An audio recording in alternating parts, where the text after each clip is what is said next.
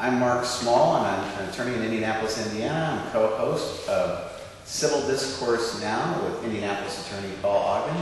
Our guest here today is Pat Andrews. We were talking about TIFs during the first part of this program. We will be talking about budget priorities in the City of Indianapolis in the second part of the program. We are coming to you from Big Hat Books. Big Hat Books is located at 6510 Cornell Avenue, Broad Ripple, Indiana. It's on the north side of Indianapolis. I like to think sometimes that somebody at like the station in Antarctica is going through the web and surfing. If so, send us a postcard. Just send it to us and say we saw you from Antarctica, and we'll know that. So, anyways, this segment of the program we're going to talk about priorities of the budget in Indianapolis. Correct. I understand, Pat, you did a review of the budget for McKenna, or you're still doing it? Yeah. This is the 5th year. I've spearheaded for McKenna a budget review. So we did the last Peterson budget. And McKenna is Marion County Alliance of Neighborhood Associations. Yes. Okay. This is about the time that the property tax revolution was going on, and it seemed clear to us that the only way to know the priorities of administration were to look at how it was decided to spend the money. And so, yeah, this is the 5th year we followed the budget closely. We've gone to all the hearings. We have an election coming up, and part of the rhetoric and part of the position of the ballot administration is fiscal responsibility. We balance the budget. We are, and now apparently income is down, county option income tax revenue to the city. You correct me if I'm wrong about that. And they had to cut every department by 5%, correct? Yeah, that's how they decided to go forward. Okay. Well, am I correct that the revenues are down? First of all, the balanced budget. I can't let that one go. You have, I don't know if you legally have to balance a budget, but every budget we've watched is balanced. It just depends on what you want to call balanced. And you mentioned in one of your articles, I was fascinated by this, placeholders. They put placeholders into the budget. Yeah, this is kind of amusing on a political level. In the last, one of the Peterson budgets, you'll recall, there was the amazing 5 blank pages that were submitted. And the vote was taken with 5 blank pages. The genesis of that was that the state had not told them yet what the various funds, what the tax revenues they could count on would be. So they couldn't put those numbers in because they did not have them. But now this year, the budget is being introduced with large line items that are negative numbers. And what it is that the controller has asked the different departments and agencies to cut their budget. For instance, the Parks budget. They asked them to cut another $1 million out of Parks budget. So how it showed up at the Parks Committee was that line 399 had a minus $1 million. And Parks is supposed to decide how it wants to where it wants to take those cuts. Well, I don't think we need a millionaire Parks person. Why does he have $1 million in it? No, it's for the entire Parks budget. I get it. We want a multi-million dollar. So that would bring in this So there's placeholders throughout the various departments and agencies in their budget, but they have rather large negative numbers at this point. My hope it is the actual budget being presented. So hopefully by the time the Parks budget is voted on by the committee, they will have allocated that minus $1 million in various places within their budget, so then an intelligent decision can be made. Because that $1 million could mean $1 million lost in salaries, and that means real people losing their job. Or it could be allocated to take away from consulting services, which might look bad. But you have to know where they're going to allocate that minus $1 million to actually critique that budget. It's like the episode of Everybody Loves Raymond where he decides he's going to take care of the family checkbook now, and he can't get it balanced, so he starts a second checkbook. Okay, no, it's not about balance, okay?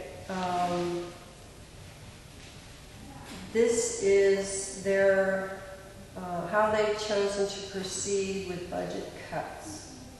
So the controller said to Mr. Lowry, I can't remember his first name, Stuart, that's it, Stuart Lowry, who runs Parks Department, your budget that you submitted, we're going to ask you to subtract another $1 million.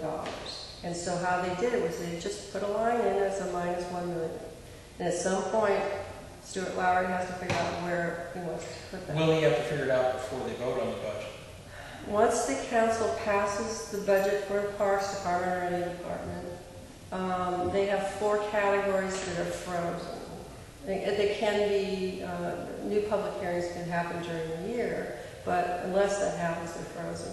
So one is for personnel costs, one is for supplies and materials and that sort of stuff.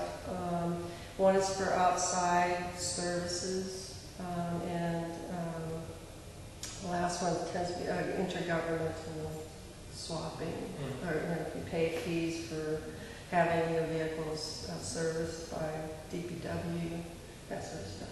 So, but within that, you can do whatever you want. They can, the departments Well, they can move money from one category to another. Yeah, so instead of buying paper clips, they can choose to put it in for salaries.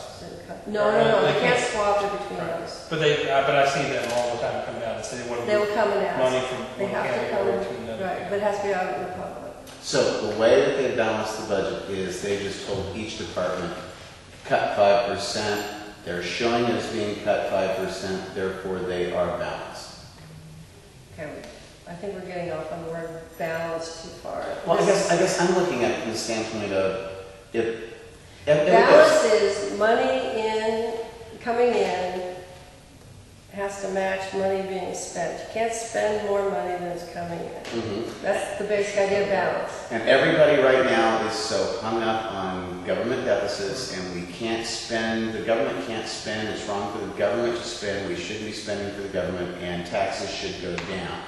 And so the Ballard administration is touting how well it's done on budgetary matters, and so they would sit there and say, well, look at our great budget here, and it's... And I think it is the law that this budget have to. has to be balanced. Yes. Every budget is balanced, and I get caught up in that word too, because of course, the question is how much you use smoke and mirrors to balance the budget.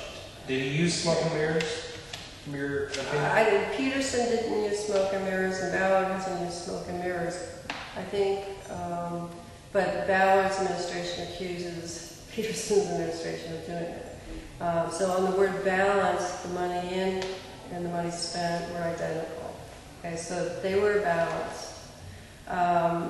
The other items that you're talking about, though, Ballard said in his opening remarks to introduce the budget that public safety was not going to get cut.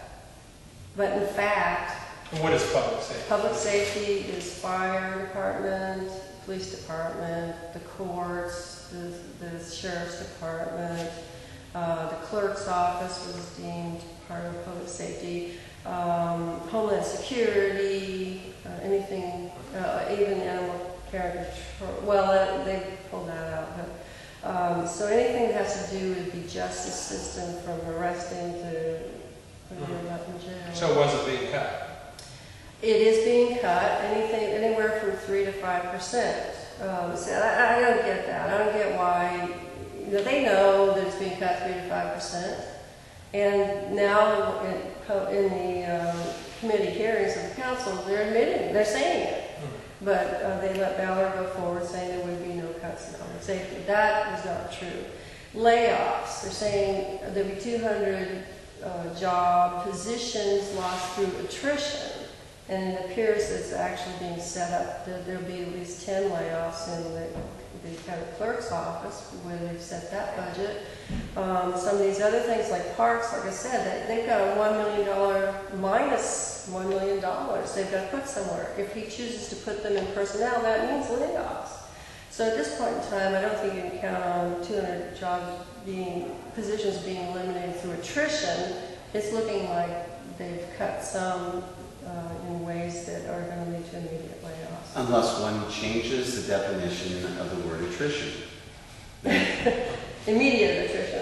Yes, I mean, then it is what they say it is. Well, hopefully they will reconfigure this, the departments that are being cut too far. Yeah, some departments can afford a 5% cut. You know, and they have asked, you know, that all departments save 5%. And some just don't have it. Animal care and control didn't have it. The clerk's office, county clerks doesn't have it. Well, here's one thing. So some of these ones that are more cash rich, take it from them and put the, you know, what small change to them over to the departments that are looking like they're going to suffer actual service and personnel cuts. But if we look at where the city has put its money in the last few years, and we look at personnel in the city county building, are there any personnel in the clerk's office that can play basketball? Because if there are, the Pacers need something. I mean, they could move over and work at the Pacers, maybe play some games. I mean, This is Mark's In lieu of the Pacers or any professional basketball playing? well, I mean, they'd be professionals because they'd be receiving money, and the Pacers haven't been that good for several years. Couldn't hurt. And they'd be employed. Well, as long as they can dunk, I suppose it can work. But I don't think government should count on that. Well, I know, it's just... It's multitasking. Well, I know. Cross-training, maybe. But when you have tough times in government, we're all suffering tough times. We don't need to be doing anything that puts more people out of work, because getting a new job is going to be tremendously difficult. So I think this is a personal opinion, I think it's imperative that the government, city government, balance its budget in a way that does not force that to happen. What about